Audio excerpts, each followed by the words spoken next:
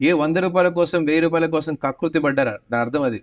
చేరుడు ఎవరి కోసం ఏం చేస్తున్నారంటే వాళ్ళు దేవుని యొక్క మాటను అబద్ధం వైపు తీసుకుని వెళ్తున్నారంట. Don't worry brother, God is going to bless you. దేనికోసం? నువ్వు వేసే 10 రూపాయల కానుక కోసం. అసలు వాస్తవానికి రక్షించబడని వాని యొక్క కానుక సంఘం ఎప్పుడు తీసుకోకూడదు. We should not take. రక్షించబడలేదు ఇంకా. వాడి ఆత్మ ఇంపార్టెంట్ వాడి డబ్బు కంటే. వాడి ఆత్మీయ స్థితి ఇంపార్టెంట్ వాడి డబ్బు కంటే. We don't need money for the church, we need salvation. That is priority. యేసుక్రీస్తు ఏ రాయి అయితే మూలరాయి ఉన్నాడో, కార్నర్ స్టోన్ అయి ఉన్నాడో, అతని మీద కట్టినటువంటి పునాదే అపోస్తలులు ప్రవక్తలు వేసిన పునాది అని ఎఫెసీ 2:20 మనం చదవగలం. ఆ యొక్క పునాది మీద కట్టినటువంటి సంఘమే ఈరోజు మన సంఘం, ఆత్మ సంఘం. సజీవమైనటువంటి రాళ్ళు మనం, సజీవమైనటువంటి రాళ్లుగా మనం ఈరోజు నీవు నేను ఈ సంఘం మీద కట్టబడ్డాం. We are all equal. If somebody is preaching, దేవుని వాక్యాన్ని బోధిస్తున్నాడంటే అందరికంటే గొప్పవాడు కాదు. దేవుని పరిచయం చేసేటువంటి వాడు అందరికంటే గొప్పవాడు కాదు, అందరిలో ఒకరి వాడే అని మనం ఎప్పుడైతే అనుకుంటామో. No preacher is a celebrity, no speaker is a celebrity, no one who is holding the Bible is somebody is coming from the heaven. No. మీకు సమాధానం కలుగుతుంది, మీ జీవితంలో సంతోషాలు కలుగుతాయి, మీ జీవితంలో సుఖం కలుగుతుంది, మీ అప్పులు తీరిపోతాయి. యేసుక్రీస్తు ప్రభువారు ఆ ఉద్దేశాలతో తన యొక్క పరలోక సింహాసనాన్ని వదిలిపెట్టి రాలేదు. దేవుని బిడ్డలారా, నిజమైనటువంటి స్వస్థతలు, నిజమైనటువంటి విషయాల గురించి నేను ఇక్కడ మాట్లాడుతున్నాను. నిజమైనటువంటి మహత్కార్యాల గురించి మాట్లాడుతున్నాను. యేసుక్రీస్తు ప్రభువారు మన జ్వరాల్ని, జలుబుల్ని, దగ్గుల్ని, తలనొప్పిలు తీయడానికి రాలేదు ఆయన. That is not the priority of the Christ coming to this earth.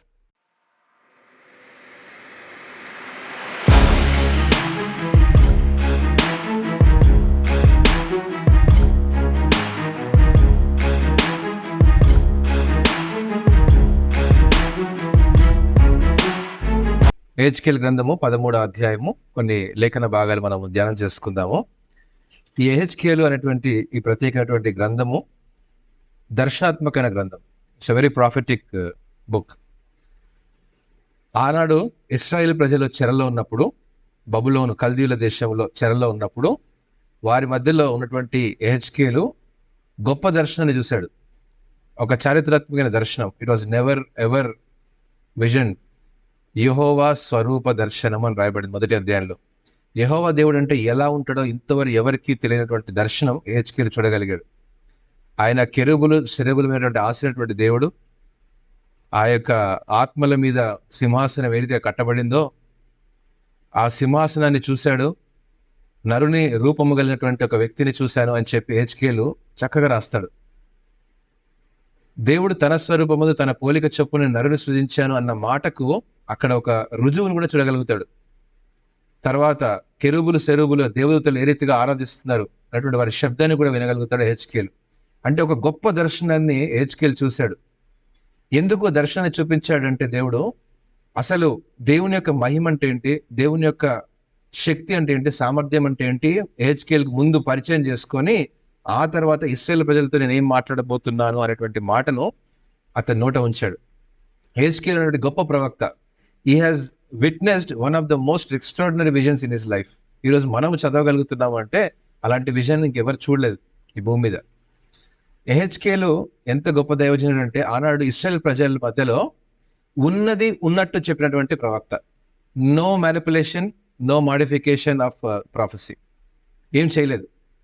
బానిసత్వంలో ఉన్నటువంటి ఇశ్రాయేల్ ప్రజల మధ్యలకు ఒక ప్రవచనం వెళ్ళింది 13వ అధ్యాయం. ఈ 13వ అధ్యాయంలో అత్యంత ప్రాముఖ్యమైన విషయం మనం చదువుకొని ముందుకు వెళ్దాము. గమనించండి. మరియు యెహోవా వాక్కు నాకు ప్రత్యక్షమై ఇలాగూ సెలవిచ్చెను. ఎవరైనా ప్రవక్తలు ఏదైనా మాట్లాడుతున్నప్పుడు ఇది యెహోవా వాక్కు అని స్టార్ట్ చేస్తారు. ఎందుకంటే దేవుడు వారికి ఏదైతే చెప్పాడో అది ఇశ్రాయేల్ ప్రజలకు చెప్పడానికి. నా ఉద్దేశం అని కాదు ప్రవక్త ఉద్దేశం. ప్రవక్త అనేటువంటి ఆయన ఒక పాత్ర ఏంటంటే, యాజకుడు అంటే ఏం చేస్తాడు, అతి పరిశుద్ధ స్థలానికి వెళ్ళి దేవునికి ఆరాధన చేస్తాడు, అర్పణలు అర్పిస్తుంటాడు, బలి అర్పణలు అర్పిస్తుంటాడు. కానీ ప్రవక్త పని ఏంటిది? ప్రవక్త పని ప్రజలకు దేవునికి మధ్యలో ఒక వారధిలాగా he is just taking the word and he is delivering. అంతే, వాళ్ళది ఇంకా వేరే జాబ్ లేదు. వాళ్ళ పని ఉన్నది చెప్పాలి. మళ్ళీ క్రిస్ప్ అండ్ క్లియర్, క్రిస్టల్ క్లియర్గా ఉండాలి, ట్రాన్స్పరెంట్గా ఉండాలి, నో మాడిఫికేషన్, నో మ్యానిపులేషన్. అది ప్రవక్త యొక్క పని. అబద్ధ ప్రవక్తలు కూడా ఉన్నారు. ఏం చేశారు వాళ్ళు? దేవుణ్ణి చెప్పినది కాకుండా చెప్పినటువంటి విషయాలు ఉన్నాయి. ప్రవక్తల్ని కూడా మ్యానిపులేట్ చేసినటువంటి సంగతులు మనం ఇశ్రాయేలు చరిత్రలో మనం చూడగలం. దేవుని యొక్క భయంకర ఉగ్రతకు పాత్రలయ్యారు అని కూడా లేఖన భాగాల్లో మనం గమనించగలం. అయితే ఈ 13 అధ్యాయంలో చాలా ప్రాముఖ్యమైన సంగతి చూడండి. మరియు యెహోవా వాక్కు నాకు ప్రత్యక్షమై ఇలాగు సెలవిచ్చెను, నరపుత్రుడా, ప్రవచించుచున్న ఇశ్రాయేళ్ల ప్రవక్తలకు విరోధముగా ప్రవచించి మనస్సు వచ్చినట్లు ప్రవచించు వారితో నీవు ఇలాగు చెప్పుము, యెహోవా మాట ఆలకించుడి. ఇది ఎలా ఉంది చూడండి. ప్రవక్తలు ఎవరైతే ఉన్నారో ఇశ్రాయేల్లో, ఆ ప్రవక్తల కంట విరోధముగా వెళ్ళి మరి ప్రవచనం చేయాలంట. ఎవరు వింటారు? ఇది ఎవరైనా వింటారా? మేమే ప్రవక్త ఇక్కడ, నేను దేవుని దగ్గర మాట తీసుకొని నేను మీకు చెప్తుంటే ఇప్పుడు నువ్వు వచ్చి నేను ప్రవక్త, దేవుడు నీకు ఈ విషయం చెప్పాడు అంటే ఇప్పుడు ఈ ప్రవక్త ఏమంటాడు? దేవుడు అయితే నాకు చెప్పాలా, నువ్వెవరి మధ్యలో కదా? వారికి ఇప్పుడు ఎలా అంట? విరోధముగా ప్రవచించాలంట. ఎంత చక్కగా రాయబడింది కదా. ఇశ్రాయేలీయుల ప్రవక్తలకు, నరపుత్రుడా, ప్రవచించుచున్న ఇశ్రాయేలీయుల ప్రవక్తలకు ఎవరికండి? This message is for the people who are serving. This message is for the people who are doing the greater things అనమాట. ఇశ్రాయేలు జనాంగంలో మధ్యలో ఉన్నారు ఆ ప్రవక్తలు. ఆ ప్రవక్తల దగ్గరికి వెళ్ళి విరోధముగా ప్రవచించమని చెప్పాడు. ఎందుకంటే మనస్సు వచ్చినట్లు ప్రవచించు వారితో నీవు ఇలాగ చెప్పు. అది ఇంపార్టెంట్ పాయింట్ అక్కడ. అంటే ఈ ప్రవక్తలు ఎలా ఉన్నారు అంటే దేవుని విషయాలు చెప్పట్లేదు, కానీ వారి మనసులో ఏమనిపిస్తుందో, అరే దేవుడు ఇట్లా చెప్తున్నాడు నీకు అని చెప్తున్నారు. దేవుడికి ఇలా చేయాలనుకుంటున్నాడు, దేవుడిని జీవితంలో ఇలాంటి గొప్ప కార్యాలు చేస్తాడు, దేవుడు మీ బానిసత్వం నుంచి విడుదల చేస్తాడు, దేవుడు మీ అప్పులు తీరుస్తాడు, దేవుడు మీ జీవితంలో ఒక గొప్ప ఆశీర్వాదం దయచేస్తాడని చెప్పేటువంటి వారితో ఈ విషయాన్ని చెప్పమంటున్నాడు. ఎందుకంటే ఇశ్రాయేల్ ప్రజలు ఎందుకు కల్దీల దేశానికి బానిసత్తుగా వెళ్ళారు అంటే దేవునికి అవిధేయతలో నడిచారు అని, దేవునికి అయిష్టంగా వారు జీవించారు. ఎందుకంటే ఇలాంటి అబద్ధ ప్రవక్తల చేత, అబద్ధ బోధకుల చేత వారి జీవితాన్ని దేవుని వైపు మళ్లించకుండా ప్రవక్తల వైపు మళ్లించుకున్నారు. ఎందుకంటే చూడండి 3వ వచనం చూద్దాము. ప్రభు అయిన యెహోవా మాట సెలవిచ్చినదేమనగా, దర్శనమేమియు కలుగకుండాను స్వబుద్ధిని అనుసరించి అవివేక ప్రవక్తలకు శ్రమ. దర్శనం ఏమి కలగలేదంట ప్రవక్తకి. తమ స్వబుద్ధిని ఆధారం చేసుకొని వాళ్ళ స్వలాభం కోసం, వారి స్వప్రయోజనం కోసం, వారి యొక్క స్వంత ప్రయోజనాల కోసమే దేవుని యొక్క పరిచర్య చేస్తారు. For their own self benefit they do the ministry for the lord. అంతేకాదండి, ఇశ్రాయేలీయులారా, మీ ప్రవక్తలు పాడైన స్థలములలో నుండి నక్కలతో సాటిగా ఉన్నారు. ఎంత స్ట్రాంగ్ ఉంది స్టేట్మెంట్. పాడైన స్థలాల్లో నక్కలు ఏం చేస్తాయి తెలుసా? శవాలను పీక్కొని తింటాయి. ఆ డెడ్ బాడీస్ ఏం చేస్తాయి? దాన్ని పీక్కొని తింటాయి. అంటే ఎంత నీచంగా ఉన్నారంటే ఈ ప్రవక్తలు, చచ్చిపోయినటువంటి వాటి దగ్గర కూడా వ్యాపారం చేస్తూ ఉన్నారు. చనిపోయినటువంటి ఆ యొక్క కళేబరాల దగ్గర కూడా దాన్ని పీక్కొని తినే నక్కలతో దేవుడు పోలుస్తాడు. ఇది యెహోవా మాట. God is talking this strong language. చచ్చిపోయిన వాళ్ళ దగ్గర కూడా మీరు ఏం చేస్తున్నారంటే వాళ్ళ స్వబుద్ధిని ఆధారం చేసుకొని మీ మనసులో ఏముంటుందో ఇది దేవుడు చెప్పాడు అని చెప్పేటువంటి సంగతులుగా దేవుడు మాట్లాడుతున్నాడు. ఇంకొంచెం ముందుకు వెళ్దాము. యెహోవా దినమున ఇశ్రాయేలీయులు యుద్ధమందు స్థిరముగా నిలిచినట్లు మీరు గోడలలోనున్న బీటుల దగ్గర నిలువరు, ప్రాకారములను దిట్టపరచరు. వారి వ్యర్థమైన దర్శనములు చూచి, అబద్ధపు సోదె చూచి, యెహోవా తమ్మును పంపకపోయినను తాము చెప్పిన మాట స్థిరమని నమ్మునట్లు ఇదే యెహోవా వాక్కు అని చెప్పుదురు. ఎంత దారుణమైన పరిస్థితి అంటే, ఇదే యెహోవా వాక్కు అని చెప్పారంట వాళ్ళు. ఇది దేవుని యొక్క వాక్కు అని చెప్పారంట. ఏంటంటే యెరూషలేము పట్టణానికి ప్రాకారము ఉన్నట్టు ఈరోజు మన ఆత్మీయ స్థితికి కూడా దేవుడు ఒక కంచె వేశాడు. ఈ కంచెను ఇక్కడ మన యెరూషలేము అనేటువంటి పట్టణము మన ఆత్మీయ స్థితికి సాదృశ్యంగా ఉంది. దాని చుట్టూనటువంటి ఆ యొక్క గోడలు మన ఆత్మీయ స్థితిలో ఉన్నటువంటి కంచెకు సాదృశ్యంగా, మన ఆత్మీయ స్థితికి సాదృశ్యంగా ఉంది. ఈ ప్రవక్తలు ఎలా ఉన్నారంటే, అమ్మా నీ ఆత్మీయ స్థితిలో నువ్వు ఇంకా మెరుగుపరచబడాలి, ఆత్మీయ స్థితిలో నువ్వు ఇంకా లోతైన అనుభవాలు పొందుకోవాలి, ఆత్మీయ స్థితిలో నువ్వు ఇంకా ఎదగాలి అనేటువంటి విషయాలను పక్కన పెట్టి ఏం చేస్తున్నారంట? దేవునికి అయిష్టమైనటువంటి విషయాలను వారికి సోది చెప్తున్నారంట. ఏం చెప్తున్నారు? సోది ప్రవచనాలు చెప్పి, సోది ప్రాఫెసెస్ చెప్పి వాళ్ళని ఏం చేస్తున్నారు? దేవుని వైపు మళ్లించకుండా, ప్రాకారాలను దిట్టపరచకుండా. ఎందుకు? యుద్ధం వస్తే ప్రాకారాలని ఫస్ట్ దాని మీద అటాక్ చేస్తారు. ఏం చేస్తారు? ఎప్పుడన్నా యుద్ధం సరిహద్దుల మీదకి వచ్చినప్పుడు ముందు ప్రాకారాలని బద్దలు కొడతారు. ఆ ప్రాకారాలు దిట్టంగా ఉన్నాయనుకో, అందులో శత్రువు లోపలికి రాలేడు. ప్రాకారము మెత్తగా ఉందనుకోండి, ఈజీగా కూలిపోయి ఏమవుతుంది? శత్రువు ఆ యొక్క దేశాన్ని ముట్టడి అవలీలగా చేస్తాడు. ఇది మన ఆత్మీయ జీవిత దృష్టికోణంలో మనం ఆలోచన చేసినప్పుడు దేవుని బిడ్డలారా, మన ఆత్మీయ స్థితి, మన ఆత్మీయ కంచె ఏదైతే ఉందో దాన్ని దిట్టపరచుకోకుండా ఏం చేస్తారంట? ప్రవచనాల వైపు, ఏంటంటే ప్రవక్తలు ప్రవచించేటువంటి ప్రాఫెసీస్ వైపు, అంటే అబద్ధ ప్రవచనాలు. ఇవన్నీ దేవుని దగ్గర నుంచి రాలేదు, మనుషులు క్రియేట్ చేసినటువంటి వారి స్వలాభం కోసం, స్వప్రయోజనం కోసం కొంతమందిని ఏం చేస్తారంట? మోసం చేసేటువంటి వారు ఉంటారని వారి దగ్గరికి వెళ్ళి హెచ్కేలు చెప్పమంటాడు. ప్రజలు బిడ్డలారా, ఇది అంత్య దినాలలో ఉన్నటువంటి ప్రవచనం. ఆనాడు ఇశ్రాయేలు ప్రజలు ఎందుకు భయంకరమైన దుస్థితికి, దేవుని యొక్క శాపానికి గురయ్యారు అంటే, ఇలాంటి అబద్ధ బోధకుల వైపు, ఇలాంటి అబద్ధ ప్రవచనాల వైపు ఎప్పుడైతే వారి జీవితాన్ని త్రిప్పుకున్నారో దేవుని యొక్క ఉగ్రత వారి మీదకి వచ్చింది. ఆ దేశంలో వారి మీదకి చెరపట్టబడి కల్దీలు దేశానికి బానిసగా వెళ్ళిపోయారు. దేవునికి అయిష్టమైనది అదే. దేవుని స్థానాన్ని వేరే దానితో రీప్లేస్ చేశాము అంటే మాత్రం God can not consider it. దేవుని స్థానాన్ని వేరే వాళ్ళకి ఇచ్చాడు అంటే, ఆనాడు మరి 40 సంవత్సరాల ప్రయాణంలో దేవుని స్థానాన్ని రీప్లేస్ చేసిన బంగారు దూడైనా, ఇంకా తర్వాత ఏదైనా, మరి మనము 2వ రాజుల గ్రంథంలో చూస్తాం, నెహుష్టాను అంటే మోసే చేసిన ఇత్తడి సర్పాన్నైనా కూడా దాన్ని పూరించేటువంటి వారుగా ఉన్నారు. అలాంటిది ఏదైనా సరే, if something is replaced for the lord, God will not accept. అందుకే అంటాడు అబద్ధ ప్రవక్తలు అంటాడు. ఏమంటారంట వీళ్ళు? ఈ ప్రవక్తలు ఎలా ఉన్నారంటే చూడండి, కొంచెం ముందుకు వెళ్దాము. వారు వ్యర్థమైన దర్శనములు చూచి, ఏంటంటే వారు కళలు, కొన్ని రాత్రి కళ వచ్చింది నాకు దేవుడు నాతో మాట్లాడాడు. వ్యర్థమైన దర్శనాలు అంటే అవన్నీ దేవుడు చెప్పలే. అవన్నీ దేవుని చెప్పేటువంటి దర్శనాలు ఎలా ఉంటాయి తెలుసా? 4K HD క్వాలిటీలా ఉంటుంది. ఆయన సగం చెప్పి వదిలిపెట్టాడు దేవుడు. ఒక దర్శనం అనే దేవుడు ఇచ్చాడు అంటే, నేను చూపించు దేశానికి నువ్వు వెళ్ళు అబ్రహాము అంటే, అతను వెళ్ళేటువంటి ప్రయాణం అంతా దేవుడు అతనికి తోడుగా ఉన్నాడు. అతను ప్రయాణించేటువంటి ప్రతి మార్గంలో దేవుడు అతని వెన్నంట ఉన్నాడు. ఒక వాగ్దానం దేవుడు ఇచ్చాడు అంటే that is not half cooked at all. ఈరోజు మన వ్యక్తిగత జీవితంలో ఎవరైనా మనకు వచ్చి నీకు ఇలా జరుగుతుంది బాబు అని చెప్పారనుకో, వెంటనే మనం we should believe it. No, మన జీవితాలు అలా ఎప్పుడు మనం ఉండకూడదు. దేవుడిని మోకరించి ప్రార్థించేటువంటి మనతో కూడా దేవుడు మాట్లాడతాడు. ఎవరో పాస్టర్ చెప్పారనో, ఎవరో సిస్టర్ చెప్పిందనో, ఎవరో బ్రదర్ చెప్పారనో, నేను చెప్పినా సరే, దేవుడు చెప్పినా సరే ఇది నమ్మకండి అని అపోస్తలుడైన పౌలు తన పత్రికలో కూడా రాస్తాడు.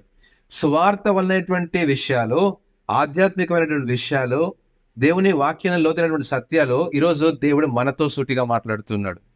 It's not through some people. ఈరోజు దేవుని యొక్క సన్నిధిలో నువ్వు మోకరించి కనుక మాట్లాడగలిగితే, God will talk to you directly. He will intercede in to your prayers. నీ ఆత్మీయ స్థితిలోనికి, నీ ఆత్మీయ దృష్టికోణంలోనికి దేవుడు నీతో వచ్చి స్వయంగా మాట్లాడతాడు.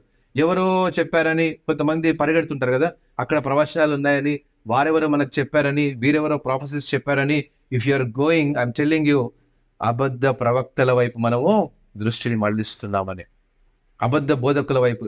వారు మన ప్రాకాలను దిట్టపరచకుండా ఇదిగో శవాలను పీక్కునే నక్కలతో ఉన్నారు అనేటువంటి సాటిగా ఉన్నారు. ఎందుకంటే వారు మన నుంచి ప్రతి లాభాన్ని పొందుకోవాలని ఆశపడతారు.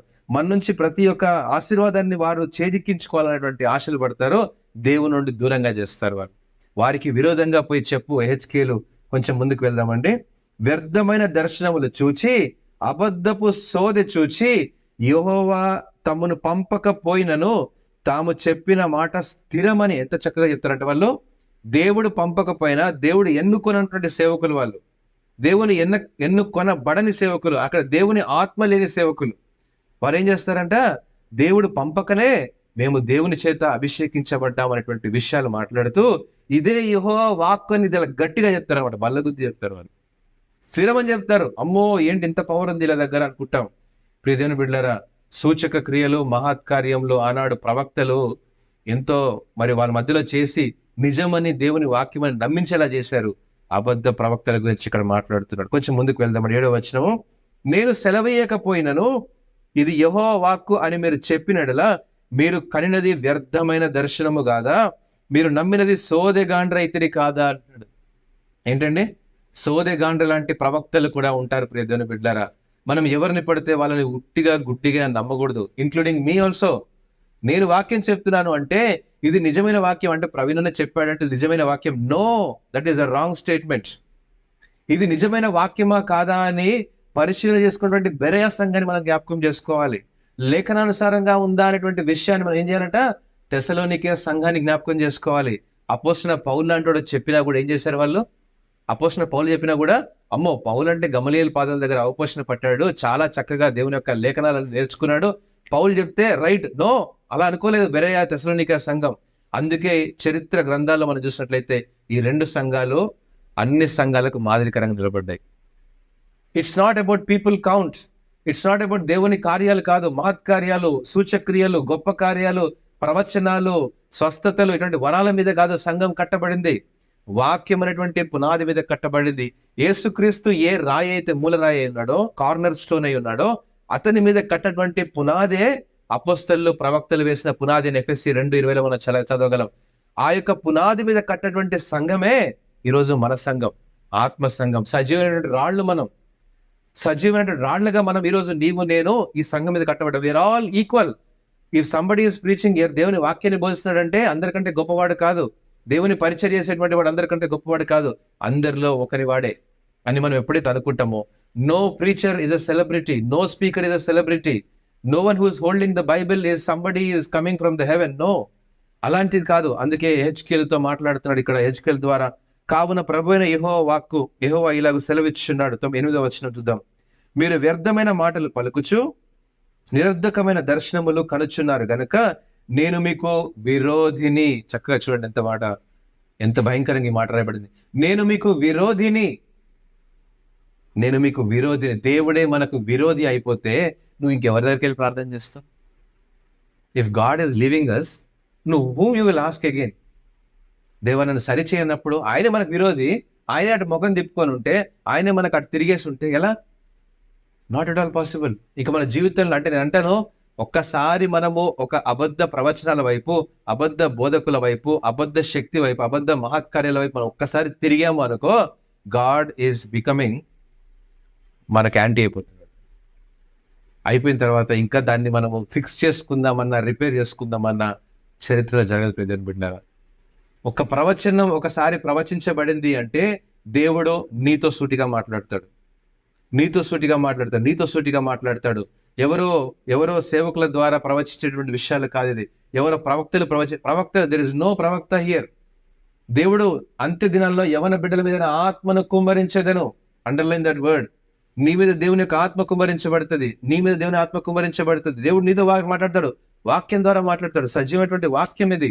ఈ వాక్యం నువ్వు చదువుతున్నప్పుడు, ప్రతి దినం నువ్వు మోకరించి ప్రార్థన చేసినప్పుడు, God will reveal things to you directly. ఆయన సత్యం, అబద్ధం ఆడనేటువంటి దేవుడు మనకున్నాడు. ఆయన ఒక్కసారి మాట ఇచ్చాడు అంటే దాంట్లో పొల్లు కూడా పోదు. ఒక్కసారి దర్శనం ఇచ్చాడు అంటే దాన్ని మార్చుకోడు దేవుడు. ఒక్కసారి ఆయన మాట ఇచ్చాడంటే అది 100 కాదు 1000% నెరవేరాల్సిందే. మనుషులు చెప్పేటువంటి కల్పన కథల వైపు, మనుషులు చెప్పేటువంటి వారి మనసుకు నచ్చినట్లు చెప్పేటువంటి ప్రవచనాల వైపు కనుక మన దృష్టిని కేంద్రీకరించామంటే ఇక్కడ ఏం రాయబడింది చూడండి, నేను మీకు విరోధిని. How strong this statement is. ఇంకొంచెం ముందుకు వెళ్దాము. 9వ వచనము. వ్యర్థమైన దర్శనములు కనుచు నమ్మదగని సోదెగాండ్రైన ప్రవక్తలను నేను పగవాడను అంట. ఇక్కడ వాళ్ళ పేరు కూడా ప్రవక్తే, they are so called pastors only, but వాళ్ళకి ఏమవుతాడంట, ఆయన పగవాడైపోతాడంట దేవుడు. వారు నా జనులు సభలోనికి రారు, ఇశ్రాయేలీల సంఖ్యలో చేరిన వారు కాక పోదురు, వారు ఇశ్రాయేలీల దేశంలోనికి తిరిగి రారు. చూడండి ఇంకా ఎంత కఠినంగా ఉంది ఇది. అప్పుడు నేను ప్రభు అయిన యెహోవానని మీరు తెలుసుకొందురు. బానిసత్వంలోకి వెళ్ళిపోయినటువంటి వారితో, ఎందుకు వెళ్ళిపోయారు బానిసత్వంలో? అబద్ధ బోధకుల వైపు, అబద్ధ ప్రవచనాల వైపు, అబద్ధ సోదె వైపు ఎప్పుడైతే వాళ్ళ జీవితాన్ని మళ్లించుకున్నారో వారు బానిసత్వంలోనికి దిగజారిపోయారు. ఈ బానిసత్వంలో దిగజారిన వారితో మాట్లాడుతున్నాడు, నేను మీకు విరోధిని, ఈ ప్రవక్తలకు పగవాడిని అంటున్నాడు అని చెప్పంటాడు. మీరు ఇంకోసారి ఈ బానిసత్వం నుంచి వెనక్కి రారు, లైఫ్ టైం మీరు బానిసలుగా ఉండిపోతారు. ఇది అత్యంత కఠినమైనటువంటి లేఖన భాగాలు ప్రియమైన బిడ్డారా. ఇంకొంచెం ముందుకు వెళ్దాము. సమాధానం ఏమీ లేకపోయినను వారు సమాధానం అని చెప్పి నా జనులను మోసపుచ్చుచున్నారు. ఆశీర్వాద ఏంటండి, ఆశీర్వాద, స్వస్థత, ఉజ్జీవ సభలు ఎన్ని పెడతారు తెలుసా అలాంటివి? అక్కడ స్వస్థతలు జరగవు, అక్కడ ఆశీర్వాదాలు అని చెప్తే no, they are just creating that. ఏంటంటే మనుషులకు సమాధానము కలుగును గాక అని చెప్తారు చాలా మంది. ఊరికే చెప్తారు అంతే, వాడు నోటి మాటలే చెప్తారు. బ్రదర్ ప్రైజ్ లాంటి బాగున్నారు అంటే మనసులో చాలా ఉంటుంది, ఈడ ఒకట్రా ఇలా ఉన్నాడు అని మనసులో అనుకుంటూనే పైకి మాత్రము నవ్వుతూ చెప్పేటువంటి వారు ఎంతమంది మనం చూడం కదా. We see lot of people. వారి మనసులో ఒక కపట హృదయాలు పెట్టుకొని బయటకి సమాధానం అని చెప్తారు వాళ్ళు. మీకు సమాధానం కలుగుతుంది, మీ జీవితంలో సంతోషాలు కలుగుతాయి, మీ జీవితంలో సుఖం కలుగుతుంది, మీ అప్పులు తీరిపోతాయి. యేసుక్రీస్తు ప్రభువారు ఆ ఉద్దేశాలతో తన యొక్క పరలోక సింహాసనాన్ని వదిలిపెట్టి రాలేదు. దేవుని బిడ్డలారా, నిజమైనటువంటి స్వస్థతలు, నిజమైనటువంటి విషయాల గురించి నేను ఇక్కడ మాట్లాడుతున్నాను. నిజమైనటువంటి మహత్కార్యాల గురించి మాట్లాడుతున్నాను. యేసుక్రీస్తు ప్రభువారు మన జ్వరాల్ని, జలుబుల్ని, దగ్గుల్ని, తలనొప్పులు తీయడానికి రాలేదు ఆయన. That is not the priority of the Christ coming to this earth. దేవుని యొక్క ముఖ్య ఉద్దేశం ఏంటి? నేను ఒక ప్రశ్న అడుగుతాను మీ అందరితో, ఒకసారి మీ సమాధానం చెప్పండి. యేసుక్రీస్తు ప్రభువారు లాజర్ యొక్క సమాధి దగ్గరికి వెళ్ళి 4 దినాలటువంటి 3 దినాల తర్వాత ఉన్నటువంటి ఆ 4వ దినమున ఆ కుళ్ళిపోయినటువంటి శవంతో యేసుక్రీస్తు వారు ఒక మాట అన్నారు, లాజరు బయటకి రా అన్నారు. ఆయన నిద్రించుచున్నాడు అని చెప్పి లాజరు బయటికి రా అన్నాడు. ఎప్పుడు? యేసుక్రీస్తు సిలువ ఎక్కిన తర్వాతనే, ఎక్కక ముందే.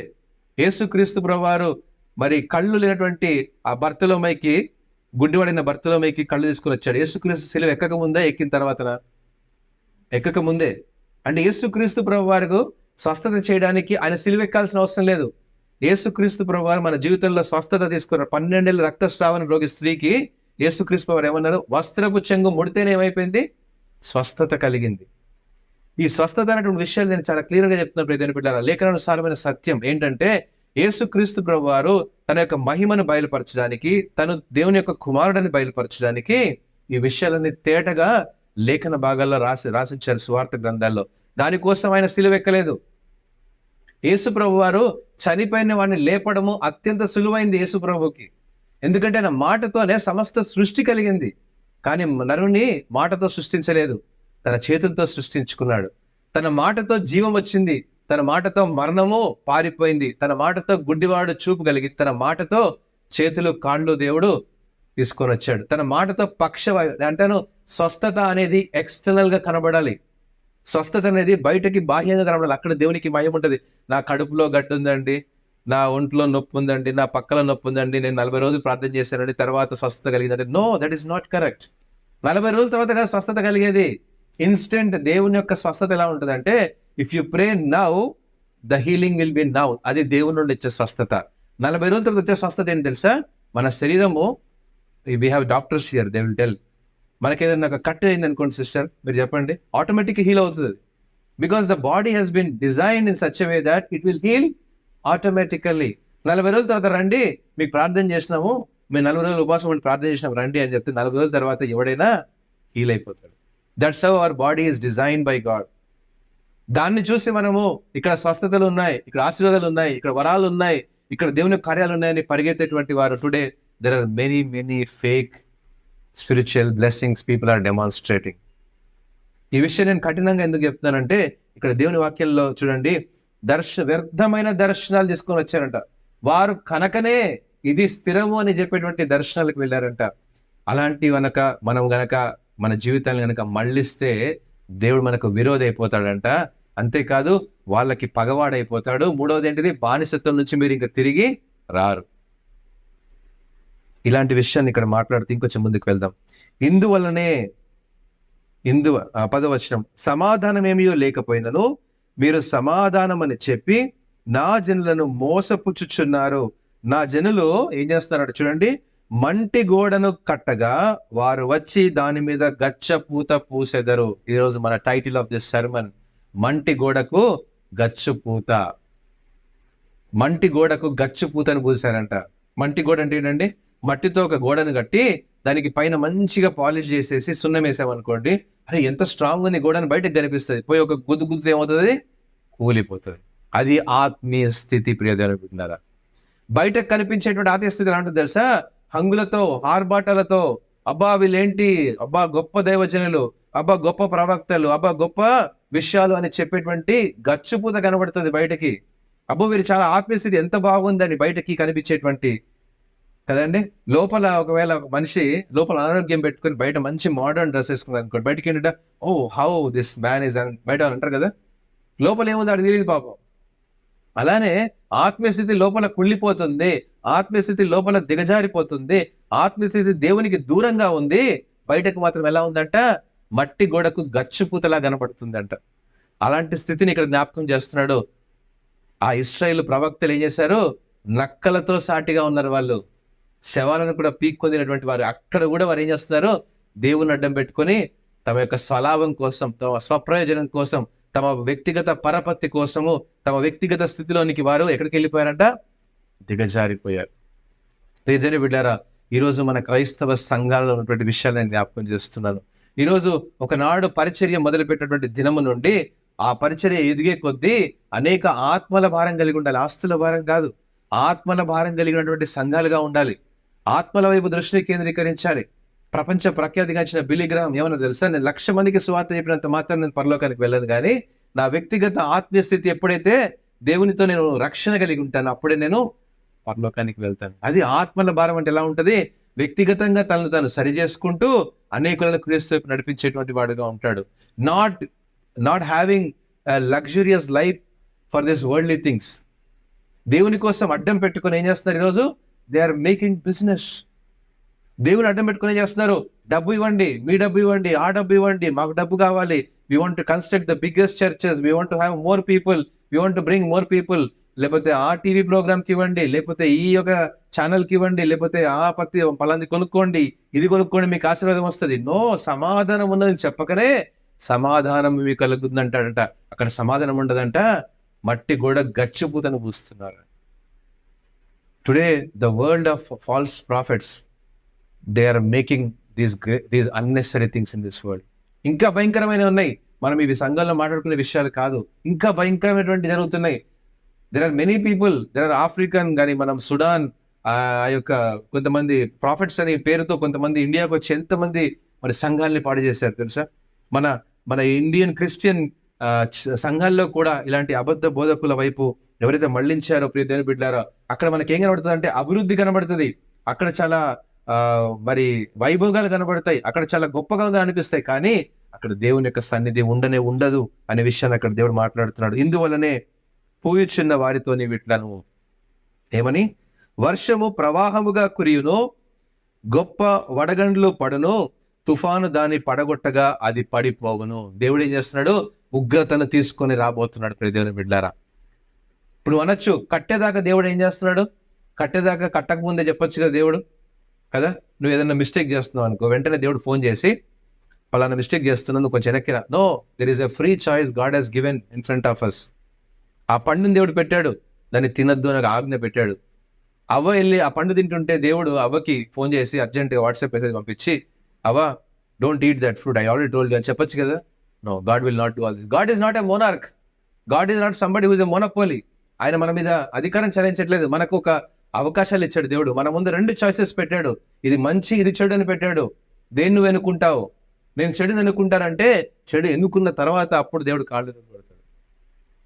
అంతవరకు ఏం చేయడు దేవుడు.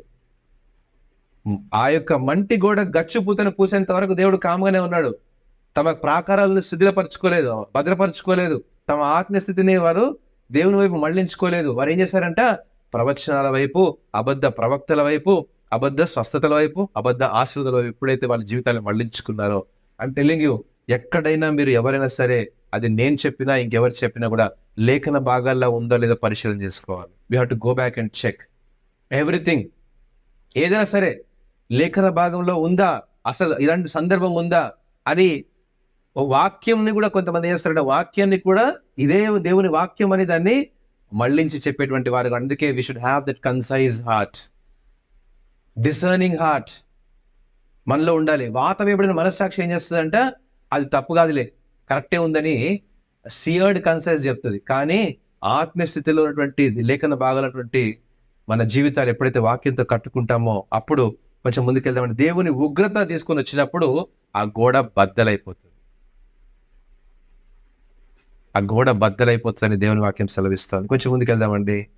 13, ఇందుకు ప్రభువైన యెహోవా సెలవిచ్చినదేమగా, నేను రౌద్రము తెచ్చుకొని తుఫాను చేత దానిని పడగొట్టుదును, నా కోపమును బట్టి వర్షము ప్రవాహముగా కురియును, నా రౌద్రమును బట్టి గొప్ప వడగండ్లు పడి దాన్ని లయపరచును, దాని పునాది కనబడినట్లు మీరు గచ్చిపూత వేసిన గోడ నేను నేలతో సమానముగా కూల్చేదను. God is going to remove that. భూమి మీద అది అసలు ఇక్కడ ఉందా అనేటువంటి ఆనవాళ్ళు కూడా లేకుండా దేవుడు దాన్ని తీసవతల పడేస్తున్నాడు.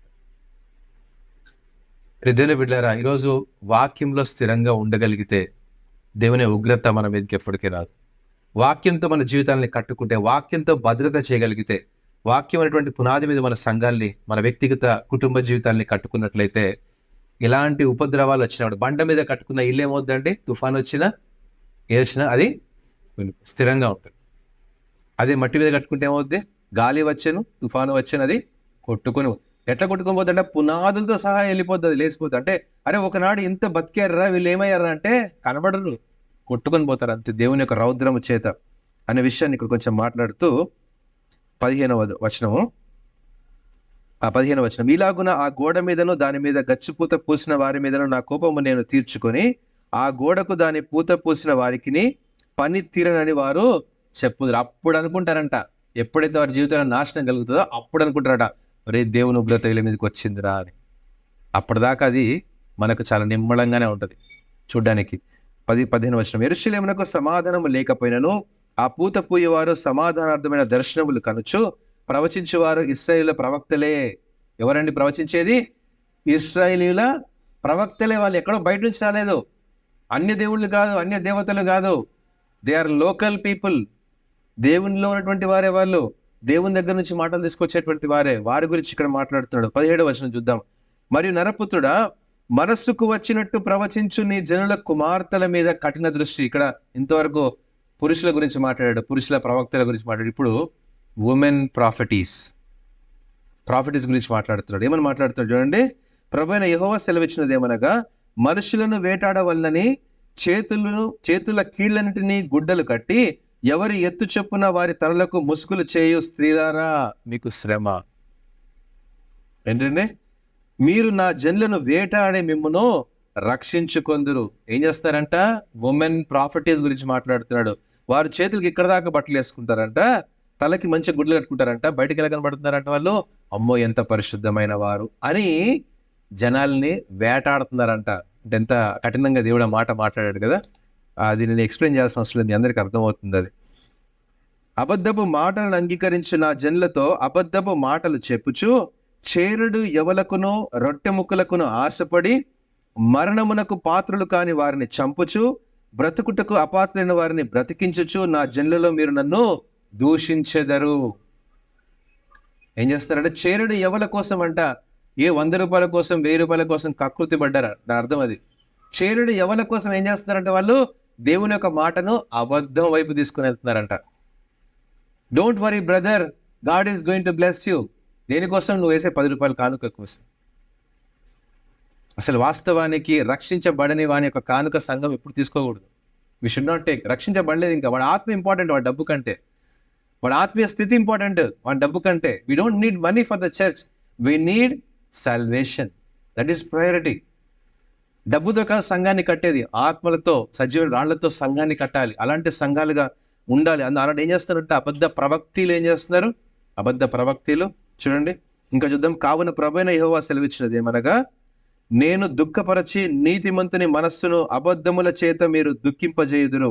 దుర్మార్గులు తమ దుష్ప్రవర్తన విడిచి తమ ప్రాణములను రక్షించుకొనకుండా మీరు వారిని ధైర్యపరుతురు కనుక ఏంటంట, వారి జీవితాలని సరి చేసుకోకుండా ఏమంటారు?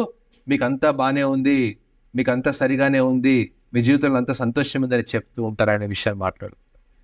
దేవుని బిడ్డలారా, లేఖన భాగాలు మాట్లాడుతున్నాయి మనతో. వాక్యం సూటిగా మాట్లాడుతుంది. సత్యము కఠినమైనదిగా ఉంటుంది, అసత్యం ఎప్పుడు మన చెవులకు వినసొంపుగానే ఉంటుంది. సత్యం కఠినంగా ఉంటుంది. ఇక్కడ మన జీవితంలో సరి చేసుకోవాల్సిన విషయాలు ఇంకా ఉన్నాయి. ఇంకొంచెం ముందుకు వెళ్దామంటే, మనుష్యులను వేటాడటకై మీరు కట్టు గోడలకు నేను విరోధినై వారిని విడిపించేదను. ఈరోజు దేవుడు మనతో ఒక వాగ్దానం చేస్తున్నాడు. If you can go and ask Lord, many times in my life that I have been addicted to these kind of things.